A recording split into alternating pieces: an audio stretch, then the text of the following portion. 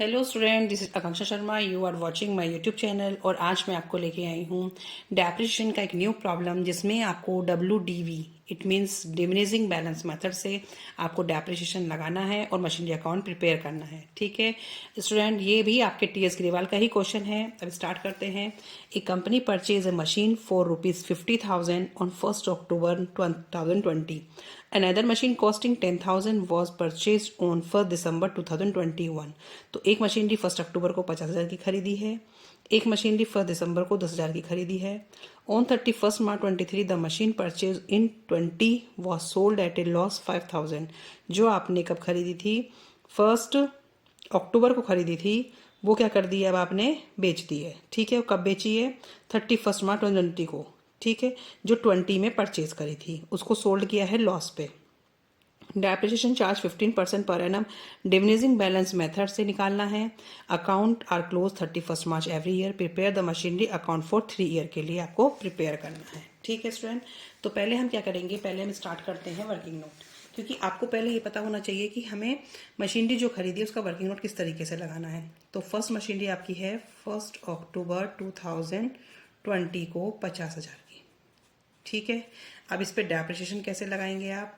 Depreciation लगेगा 6 month plus 15%। 15% question में दे रखा है। और 6 मंथ कैसे लगाया मैंने, अक्टूबर को खरीदी, अक्टूबर से मार्च तक के 6 महीने।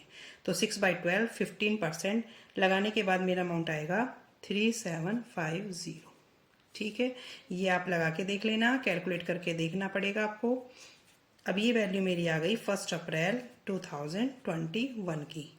लेकिन सेल कब करी है हमने, सेल करी है 31 मार्च 2023 को। तो हमें वहां तक पहुंचना पड़ेगा पहले।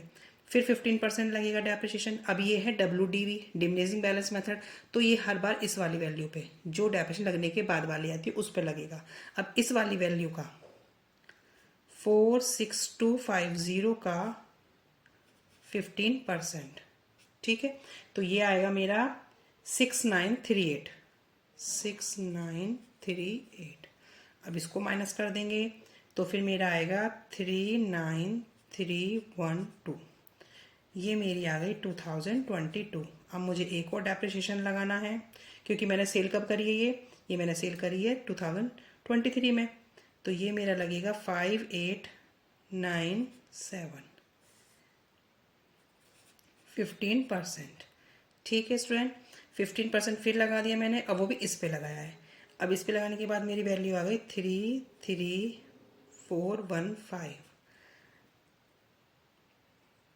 अब क्या दे रखा है मेरे को, इसकी ये जो वैल्यू है 313345, ये मुझे आ गई है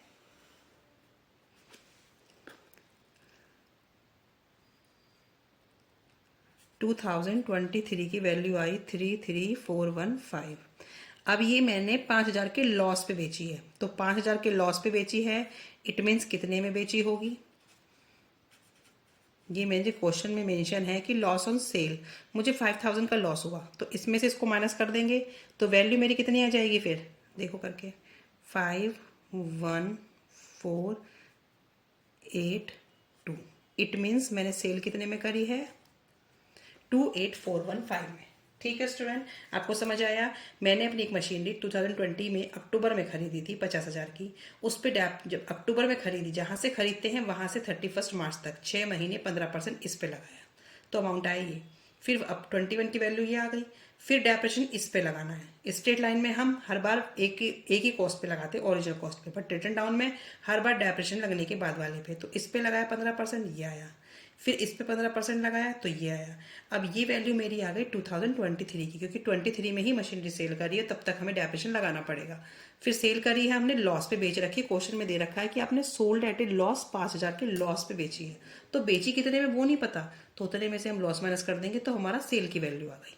तो ये तो हो गया आपका एक मशीनरी का काम। अब दूसरी मशीनरी आपने कब खरीदी थी, 1 दिसंबर को।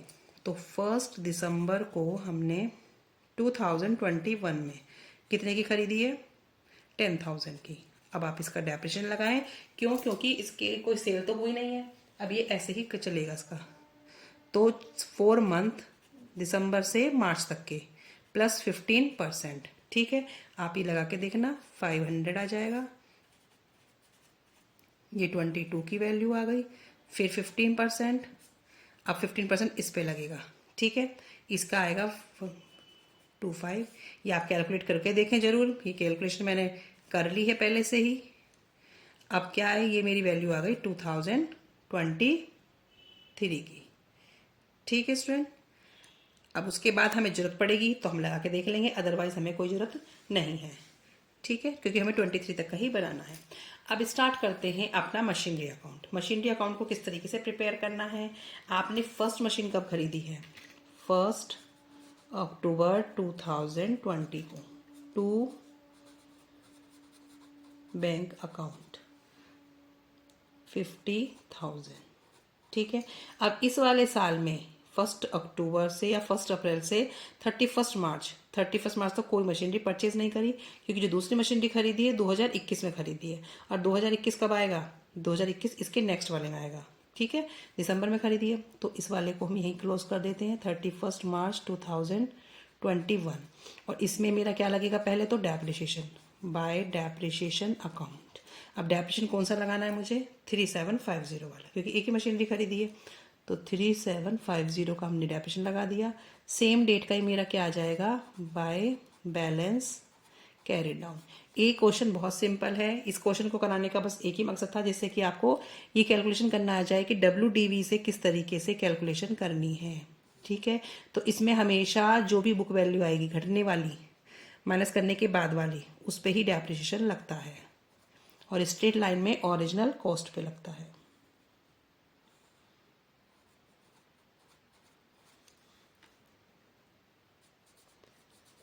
First April 2021 to balance brought down कितना आ जाएगा? 46250। अब इसी में ही वो मशीनरी खरीदी है आपने। कब खरीदी है?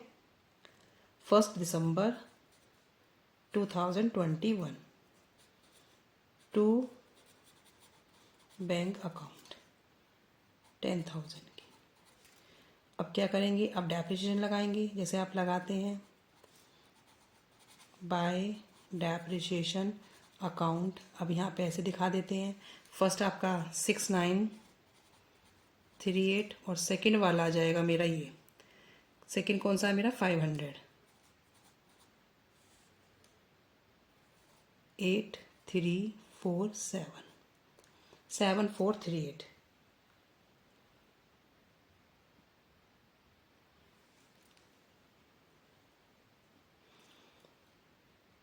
अब यहाँ पे मुझे क्या करना है? अब मुझे निकालना है सेम डेट का by balance carried down, by balance carried down. अब आप इसको प्लस कर देंगे, 56250, ठीक है स्टूडेंट।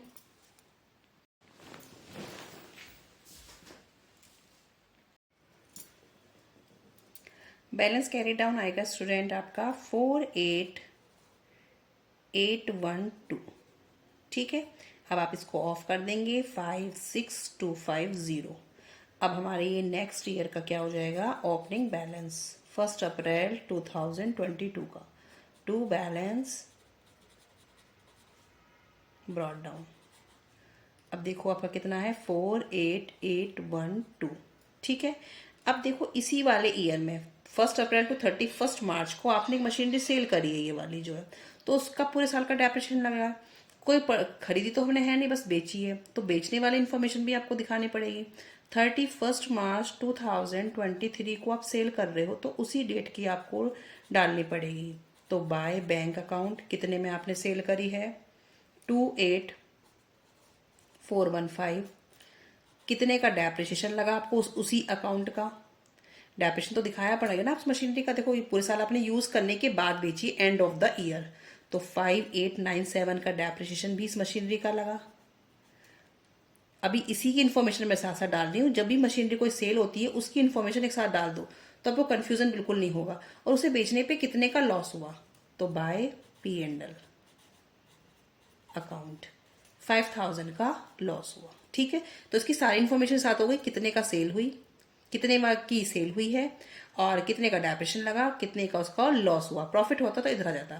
अब 31 मार्च का ही हम क्या करेंगे, क्योंकि एंड में भी किए तो हमें एंड का डेप्रिसिएशन तो दिखाना पड़ेगा। अब ये डेप्रिसिएशन मैं कौन सा अलग से दिखा रही हूँ तुम्हें समझाने के लिए, वरना तुम साथ में भी दिखा सकते थे। देखो ये वाली मशीनरी तो सेल आउट हो गई। अब जो दूसरी मशीनरी है उसका 500 तो मैंने यहाँ दिखा दिया था, लेकिन ये वाला नहीं दिखाया, तो इसको भी दिखा दो 1425। ठीक है स्टूडेंट, अब इन तीनों को क्या करेंगे, इन चारों को प्लस कर देंगे। उसके बाद आपका क्या आ जाएगा, बाय बैलेंस कैरिड डाउन। ठीक है, अब बैलेंस कैरिड डाउन आपका यहाँ आ जाएगा। अब ये आपका आ जाएगा 8075। ठीक है, अब आप इसको ऐसे करके ऑफ कर देंगे अकाउंट को, और नेक्स्ट ईयर का ये आपका क्या हो जाएगा, ब्रॉड डाउन हो जाएगा। ये 80 मैं यहाँ पे आपको दिखा देती हूँ करके। 1 अप्रैल 2023 का टू बैलेंस ब्रॉड डाउन 8075। ठीक है, ये मैंने ऐसे समझाने के लिए बता दिया है। ठीक है स्टूडेंट, अब देखो जो अब मशीनरी थी वो 31 मार्च 2023 को सेल हुई थी। सेल इतने में हुई थी, उसका डेप्रिसिएशन ये था, उसको बेचने पे लॉस इतने का हुआ। ये डेप्रिसिएशन मैंने अलग से क्यों खोला है, क्योंकि आपका एक डेप्रिसिएशन जो ये वाली मशीनरी थी उसका 500 तो मैंने यहाँ शो कर दिया, सेकंड वाला आपका 1425। आप दिखाने के लिए दोनों डेप्रिसिएशन साथ में भी दिखा सकते हैं, लेकिन मैंने जो मशीनरी सेल हुई है उसका तीनों इन्फॉर्मेशन एक साथ ही दिखा दी है। ये वाली कंटिन्यू अभी चलेगी, सेल नहीं हुई। और फिर क्या किया, इसमें से इन सबको माइनस कर दिया, बैलेंस कैरिड डाउन आ गया। ये नेक्स्ट मंथ का, नेक्स्ट ईयर का सॉरी, तो क्या हो जाएगा, बैलेंस ब्रॉड डाउन 8075। ये मैंने ऐसे ही बना के आपको दिखा दिया है। ये मेरा वर्किंग नोट है, ये एक मशीनरी का है, ये सेकंड मशीनरी का है। ठीक है स्टूडेंट, इसमें बस क्वेश्चन में आपको रिटर्न डाउन वैल्यू किस तरीके से मेथड लगाना है आपको बस वो बताया गया है। ठीक है।